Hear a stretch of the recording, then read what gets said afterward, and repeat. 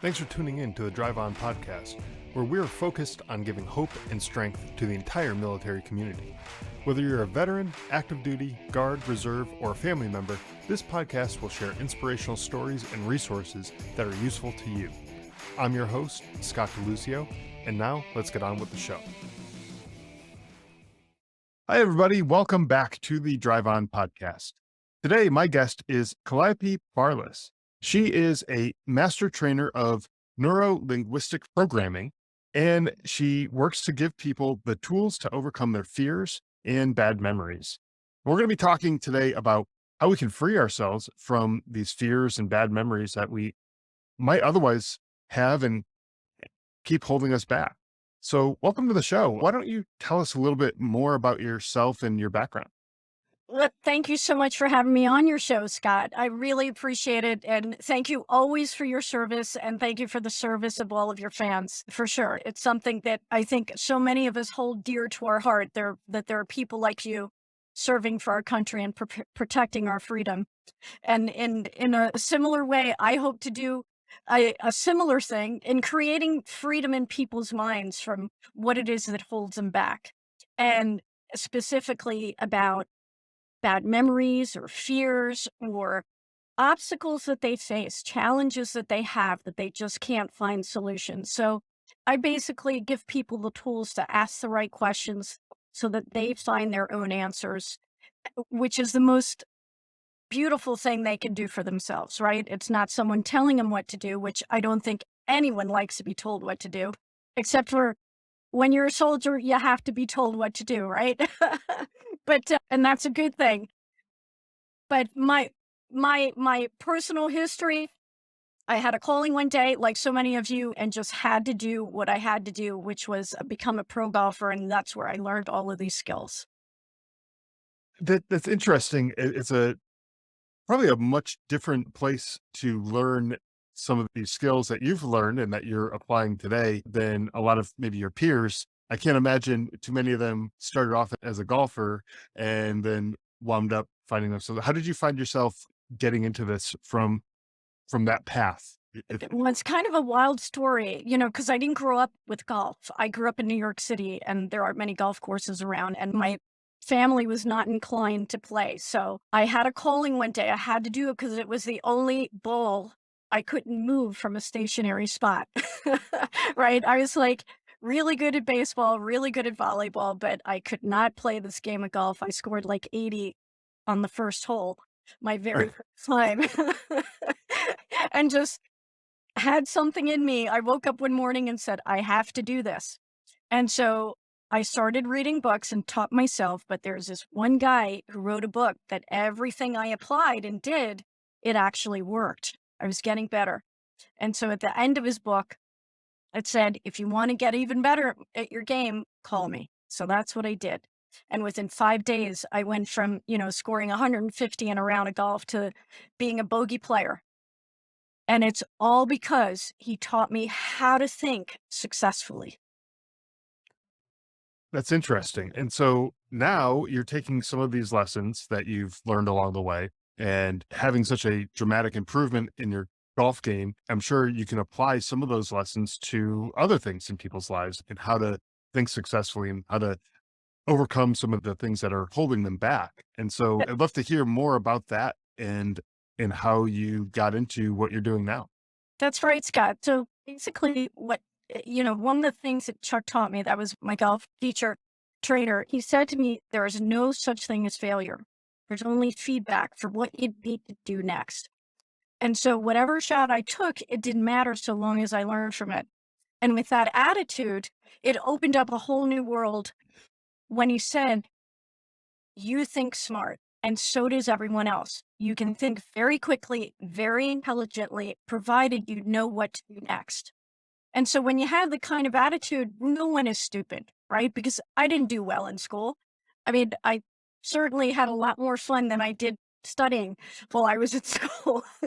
So when he guided me to make big pictures of the targets, because there's this thing about the brain, if it does something too often, too much, the same thing, it gets bored. And so basically, one hole after another will just look like a, 4-inch diameter hole after hole.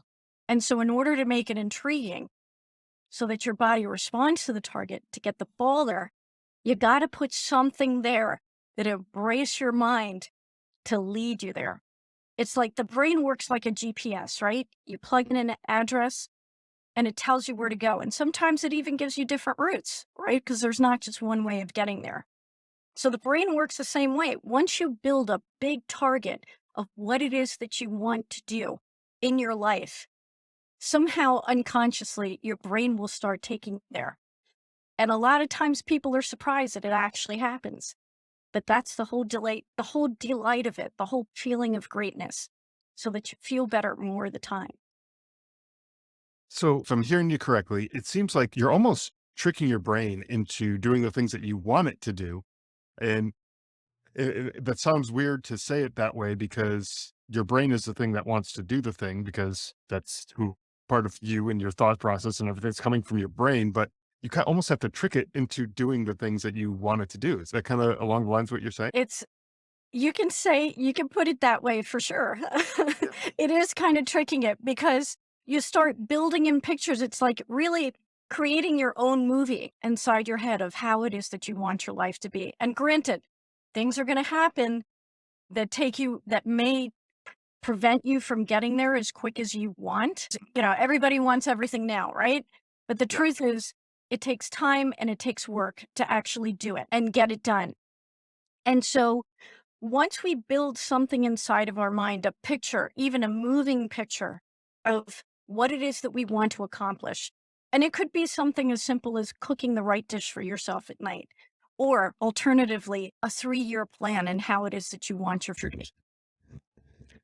So you work with people who are trying to overcome, fears and bad memories and things like that a lot of times. And a lot of people who are listening to this, the veterans and the service members who maybe have served in a combat zone, they are dealing with things like bad memories. They're dealing with fears of large crowds, or dealing with fears of loud noises and various other things. And a lot of times these fears are irrational. Sometimes you can be like, okay, yeah, they make sense. But other times they may be like, okay, where did this even come from at a first glance? Where do some of these things develop over time? Like, how do people develop some of these things, I don't know if it's a phobia or just a fear in general that people might have. Where do these things kind of come from? Well, a lot of times it's exposure to something. So, for instance, if a child has a dog running towards it with the big mouth of the dog Mhm.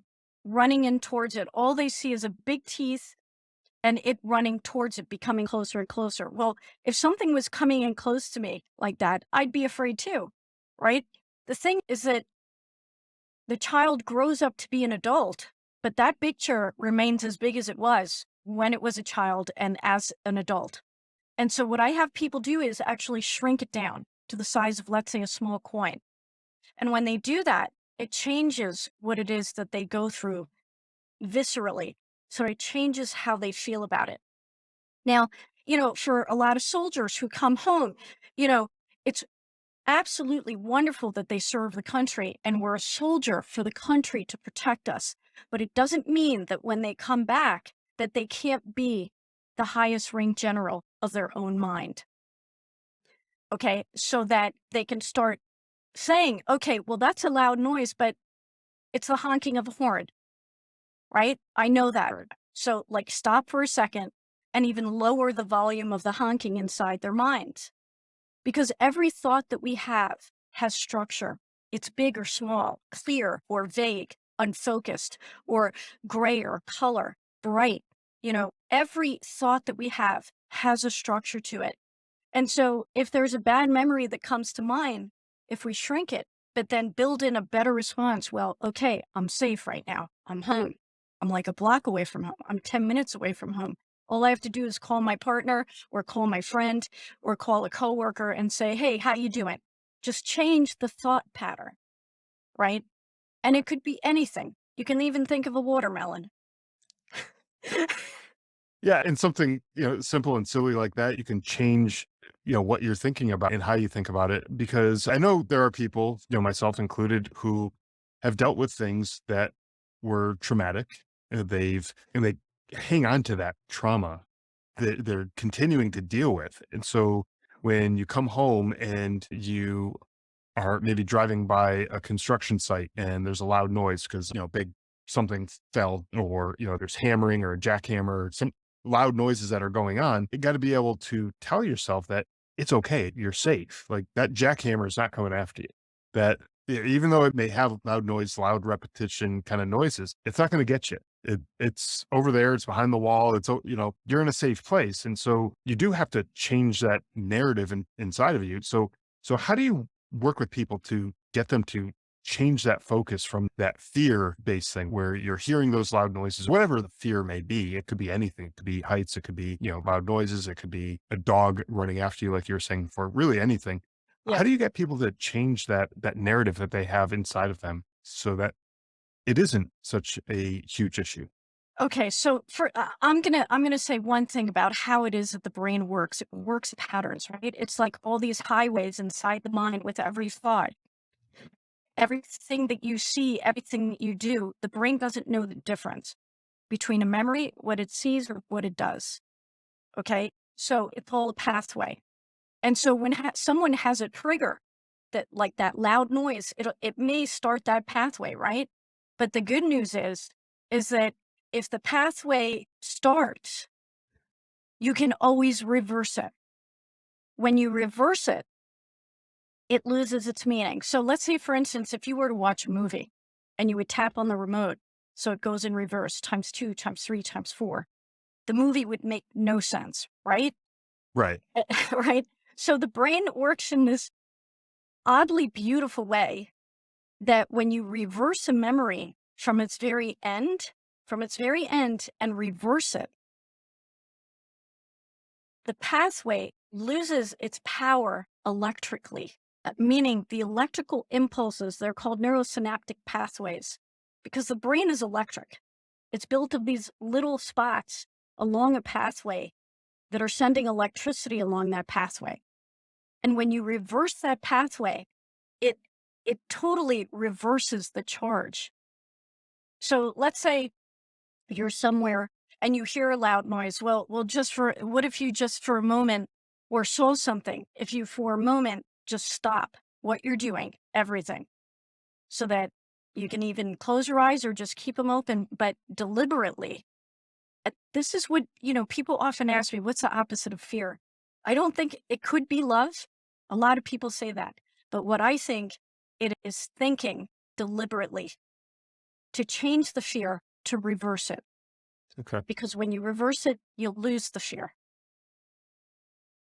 So how do you do that? So let's say you hear a loud noise. How are we reversing that in our minds? How do we play that backwards, or hit the rewind button on the remote, if you will, in our minds? Okay, so like the most beautiful thing about the mind is that it has an imagination, right?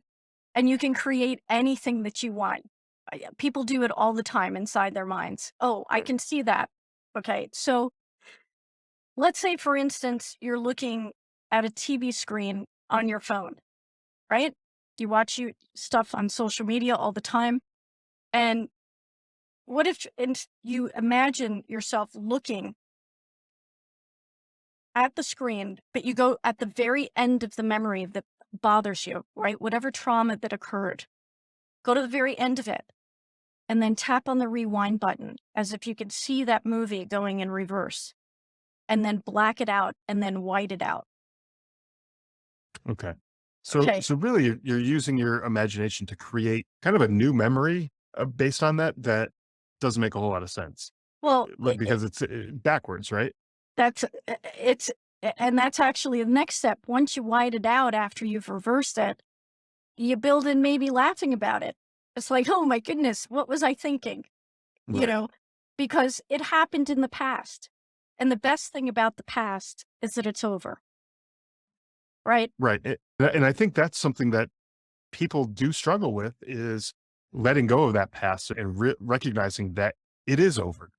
It's not going to harm you, that loud noise that took place, no matter what it is, if it hasn't hurt you already, it's not gonna hurt you. Yeah, If that loud noise happened to be something falling on you, then yeah, okay, that hurts you. But that would have been a different situation, right? We're talking about, maybe a loud noise at let's just use that construction site example. Something falls on the construction site, makes a loud banging noise.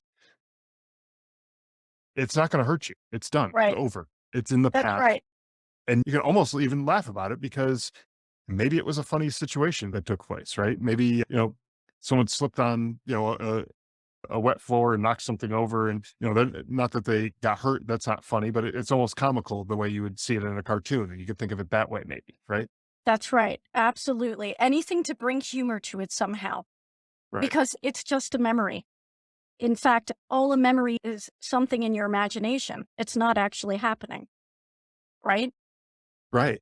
Right. And Yeah. so, I mean, yeah, And it's funny how our brains hold on to certain memories and not to others, but they hang on to these memories. And those things sometimes are the things that are holding us back. Those memories are keeping us from doing certain things. Like, for example, I have a fear of heights. I'm not going to go rock climbing because I don't like heights. Like, that's just keeping me back. And well, maybe it's not 100% a fear of heights. It's more like a fear of falling. So regardless, I'm not going to go, go do rock climbing because that's just something that in me is something that I wouldn't enjoy. It would be more terrifying than anything. and I don't know that's such a bad thing either. Right.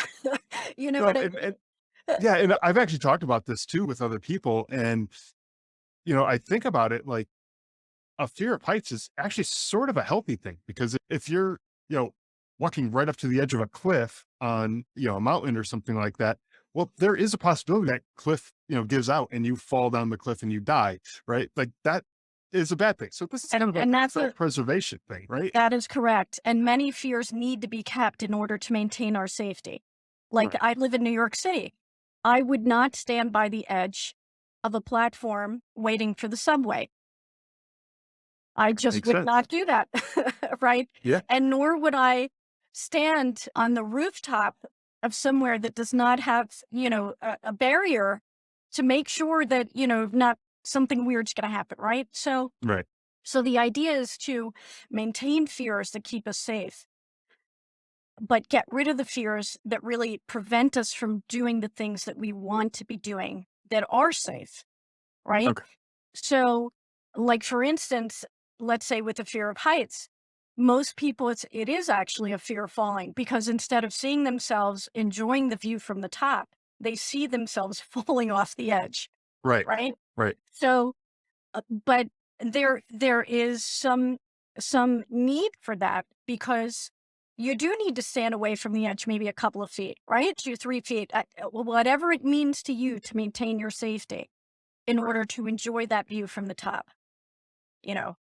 Right, exactly. It's a strange thing too, because I could be in an airplane and look out the window and I have absolutely no problem whatsoever with that. Like that, I don't have a fear Right. of anything like that because I'm not going to fall out of that's not an issue. Now, if I was, going skydiving or something, they open up the side door and then like, yeah, I'd probably freak out. But, on a regular commercial airplane, that's not a problem to me. But, I've hiked up mountains. I've stood on, the edge of a cliff and I've had a completely different experience, even though I'm 30,000 feet above the ground in one situation, maybe a couple hundred feet off the ground in another situation. Sure. Just two totally different things. But it's because I, like you said, I can visualize myself falling down off that cliff. And that's a big problem to me. And so that's what keeps me away from doing those types of things. But like you said, some of those things help to keep us safe. And so there's some healthy fear. You don't want to, be doing something stupid like purposely dodging bullets for the sake of doing it. Like that's just not something you should be doing. That's not safe and it's not adding any value to anything. Like that's just a ridiculous thing. So, I like that you recognize that there are some, healthy fears out there, but when you get to that point when you have certain things that are safe to do, like someone who maybe has a fear of water, they won't even go in a swimming pool to, go swimming or anything like that.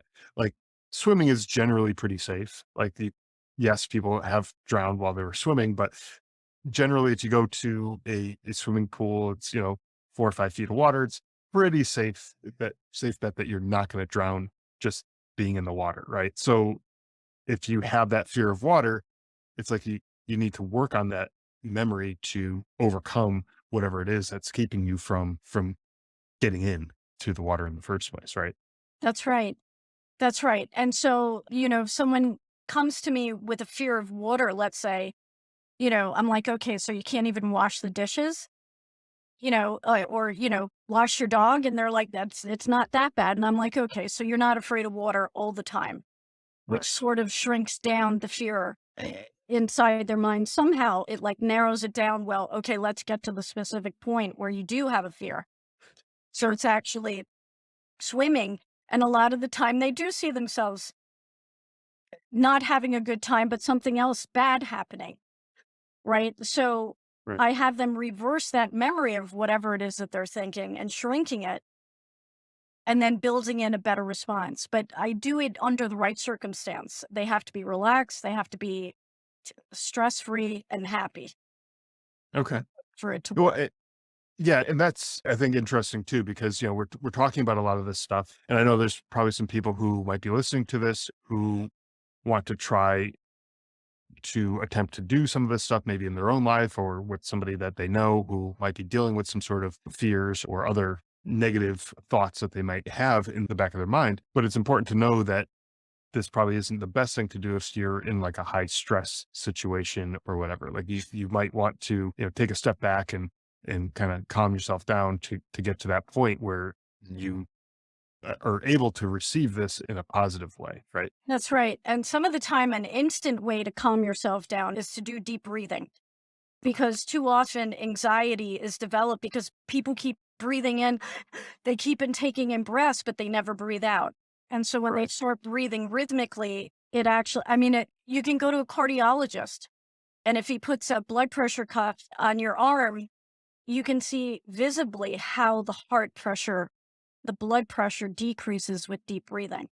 Right. And another way to do it instantly, this works for a lot of people, but not all, is just simply closing your eyes because it kicks in the parasympathetic, the relaxation state of the body so that you don't even have to think, just close your eyes and deep breathe.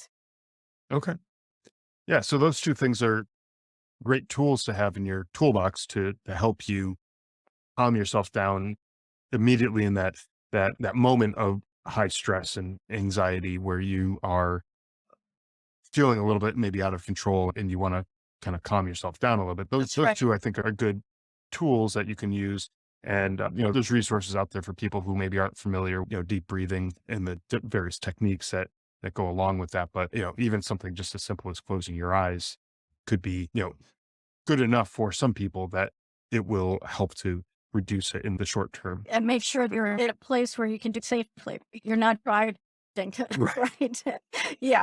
Sure. Yes, absolutely. That is a good point. I felt like maybe that went up without saying, but that is a very good point to Yeah. say because you Yeah. don't want to be driving down the highway and closing your eyes or I, anywhere I, really. I, I recently heard that a major car company has on the battery, "Don't drink this."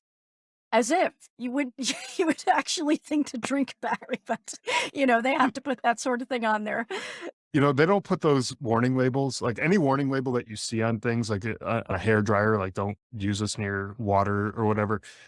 uh, It wasn't just some lawyer who was bored and decided to come up with these Right, labels. It that's right. it usually came from something that that happened. Someone actually did this stuff before, and now Yeah. they put a label on kind of in a reactionary standpoint. So yeah, I think in this case, hopefully no one has done that yet. And we can safely say that we've been proactive and it's Yeah, don't close your eyes while you're driving. But and it's a matter of common sense, right? yeah, It's like, some of the most and some people are not gonna like me for this, but some of the most educated people I know don't make the right decisions. right. Right? But, I've met people who have, less than grade school education, but their decisions in life have been great in order to be successful and vice versa. I think intelligence really is the smart person is who makes the right decision. So if something does trigger to create something that makes you feel bad, to actually make a decision that says, wait a minute, I got to stop here because I'm safe right now, Yeah. and just breathe, close my eyes, and get it together, and, shrink down what it is that's bothering me to the size of a cell phone screen. Now, would you say that if there is a specific thing, let's say it's heights or loud noises or whatever the issue is, would you say that it's better to expose a person to this type of thing on, not like torturing the person and be like, let's dangle them over a cliff or something like that, but, let's, exposing someone, gradually to the thing that causes them the stress, over time, would that help them to practice these techniques to help them calm themselves down and reverse that memory? Or is this something that you can do, just a couple of times and it has results relatively quickly? So my record is within minutes. Okay, because I would never expose someone to something that they fear without giving them the tools to overcome it. Right. And so recently I produced a television series where there was just one take because it happens that quickly. Right. I was like telling the film crew, okay, you have to be on here because there's no retake. I do this once and that's it. And so one of the ladies, she had a fear of heights, and guided her through the process. It took about 22 minutes. And I went step by step. In other words, first I put her on a ladder, and then we went onto a porch that was about 2 stories high. And then I took her onto a ledge overlooking a valley that was about 8 stories high. Right. And she did it. It's a place that she always wanted to go have a look at with her husband. And she did it, and we got it all on film. So it's only after I give them the tools to overcome their fear that I will expose them to it. Because if I expose them to it beforehand, then that whole stress response happens.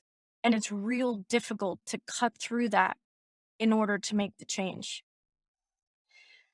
Yeah. And what about people who maybe don't necessarily have fears per se, but maybe they have just bad memories? So, for example, like a lot of veterans have bad memories, especially if they served in combat. People get seriously injured or killed. They may have witnessed some of those things, and those memories can uh, absolutely haunt them for a really long time. And so is it a similar process for dealing with these bad memories over time, or is there something different that you do for the memories?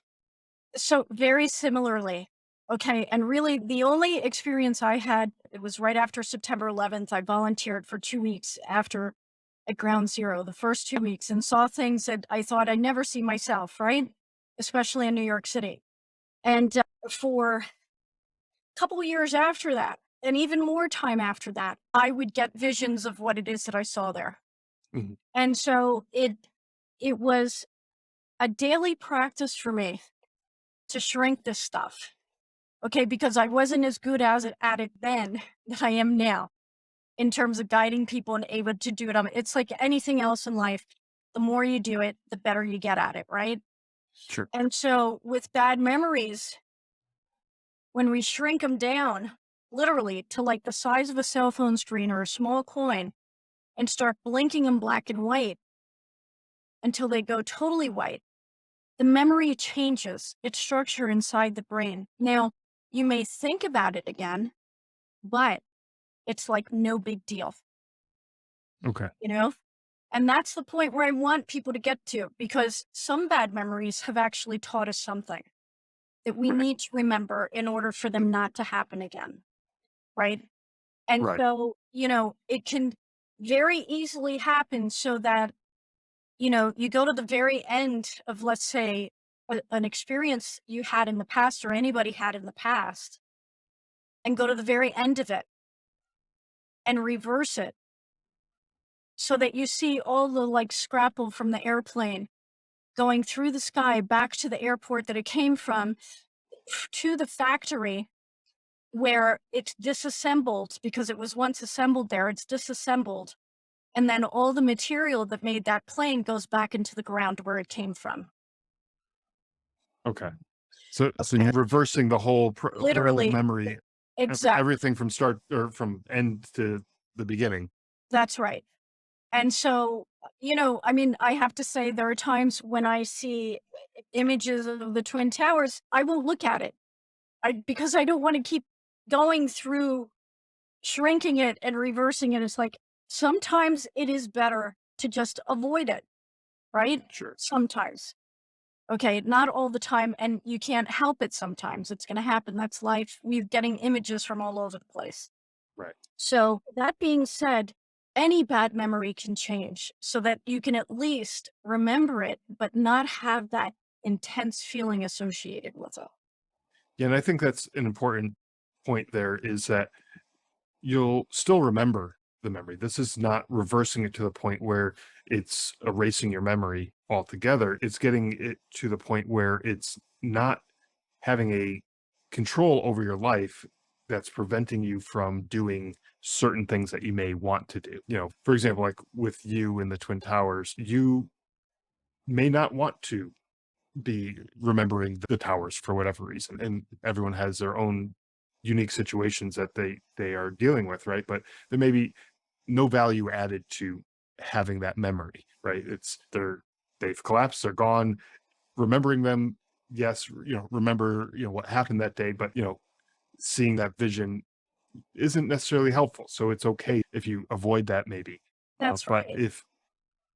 if there's other things, seeing a friend get killed or something like that, it's like you don't want to forget that person altogether. So that's not what you're saying there. You're not reversing that memory all the way back to the point where if that person was born and now all of a sudden they're gone. And That's right. it's a different, I think, situation in some of these circumstances, right? It certainly is. Yes. And so just to play on what you just said, I still remember my dad talking about the buildings being built every day that he would come back from work because he worked as a waiter in that area. And, he was so proud of the enormity of them and the people working and Yeah. how organized it was and that it actually became the Twin Towers. So I will always maintain that memory of the progress that this country represents, Right. and so no one can take that away from me.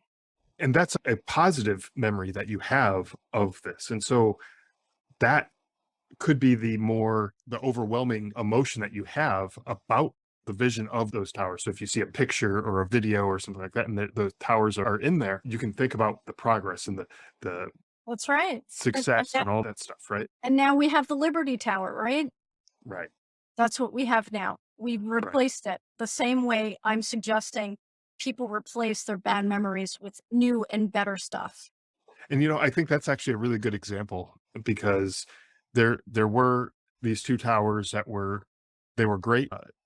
There was progress that was made. There was a lot of hard work and dedication and stuff that went into making those towers, and they were a symbol of success in this country. And now they've been replaced with something else that has an even greater meaning. And so it's a good way to think about changing all of these memories, I think. Absolutely. I just got goosebumps the way you just said it. But that's about as profound as saying it as you can say it. That's right. As a country, as individuals, we always come back. And Right. that's what we need to keep our mind in track of, no matter what, that we can always move forward. Yeah. And I think that's the biggest kind of takeaway here is that we need to have that same kind of mindset. Like as a country, we had that mindset. We cleaned up the mess, all the rubble, all that stuff. We cleaned that all out. We got rid of all of that and we rebuilt something great. We have all the memorials and the monuments and everything else that is there, but we've rebuilt something and changed the narrative. It's not a sad thing anymore. I mean, it is sad, but it's something that now has a positive connotation to it. Now we have all this growth and this new stuff that has taken its place. And I think if we can use that same kind of mindset with ourselves, and I know a lot of times we are our own worst enemies with a lot of this stuff, but if we can take some of that negativity, the negative, the bad memories, the all that kind of stuff, and clean that all up, right? By replaying it, going backwards in our mind, and then rebuild with something positive, that sounds to me like a great way to help flip the script on some of these things and change the narrative. That is exactly it. It's basically tearing down what's there inside the mind and reforming it into something better. Well, I think that is a great place to leave this with that mental image for people to as a takeaway. I think that is the thing that we need to focus on is it's kind of clearing out the rubble and focus on rebuilding something bigger, better, stronger, happier in its place, right? That's So, right. well, it's been a pleasure speaking with you today and getting to know kind of a little bit about the process that you work through with the people that you work with. Where can people go to get in touch with you if they want to find out more about what you do or to work with you on their own either fears or memories or whatever it is that they may have going on? Yeah, sure. Very easily go to my website, www.buildingyourbest.com.